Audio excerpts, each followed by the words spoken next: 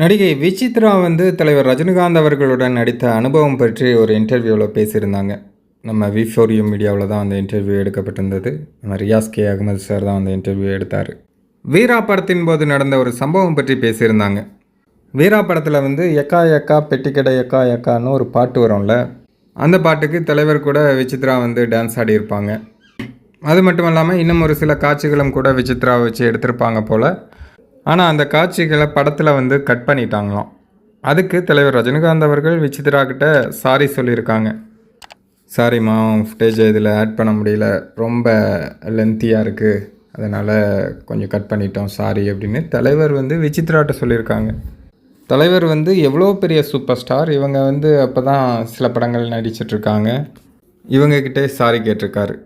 அது மட்டும் இல்லை, அந்த பாட்டுக்கு டான்ஸ் ஆடும்போதும் கூட சில ஸ்டெப்ஸுகள் வந்து தலைவர் அப்படி தப்பாக ஏதாவது பண்ணிட்டாங்கனாலோ, இல்லை தலைவரால் இன்னொரு டேக் அதிகமாக போனாலோ உடனடியாக இவங்கக்கிட்ட சாரி கேட்குறாங்களாம். சாரி, என்னால் தான் தப்பாயிருச்சு, ரீடேக் எடுக்கிற மாதிரி ஆயிடுச்சு, சாரி சாரி சாரி அப்படின்னு இவங்கக்கிட்ட கேட்குறாங்களாம். இவங்களுக்கு ஒரே ஷாக், என்னடா ஒரு சூப்பர் ஸ்டாராக இருந்துக்கிட்டு நம்மகிட்ட வந்து சாரி கேட்குறாரே அப்படின்னு இவங்களுக்கு ஆச்சரியமாக இருந்திருக்கு.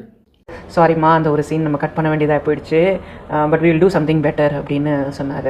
ஸோ அது அவர் சொல்லணும்னு கூட அவசியம் இல்லை. பட் சின்னதாக ஏதாவது அவருக்கு ஒரு டேக் எக்ஸ்ட்ரா ஆச்சு அப்படின்னா, சாரி விசித்ரா, எனக்கு வந்து கொஞ்சம் இதுவாகும், சாரி, ஐம் வெரி சாரி, இன்னொரு டேக் போய்க்கலாம் அப்படின்னு வர எனக்கு ரொம்ப ஆச்சரியமாக இருந்துச்சு. என்ன இவர் நம்மக்கிட்ட போய் சாரி கேட்குறாரு அப்படின்னு. இது எல்லாத்துக்கும் மேலே ஃபைனலாக அவங்க ஒரு விஷயம் சொல்கிறாங்க. வீரா படத்துக்கு முன்னாடி வரையும் என்னை வந்து யாருன்னே தெரியாது, ஆனால் வீரா படத்தில் அந்த ஒரு பாட்டுக்கு தான் வந்தேன், அதுக்கப்புறமா பட்டி தொட்டி எங்கும் என்னை வந்து கொண்டு போய் சேர்த்தது. அது மட்டும் இல்லாமல் இப்போ கூட யாராவது பார்க்குறவங்க பெட்டிக்கடை அக்கா அப்படின்னு கூப்பிடுவாங்க.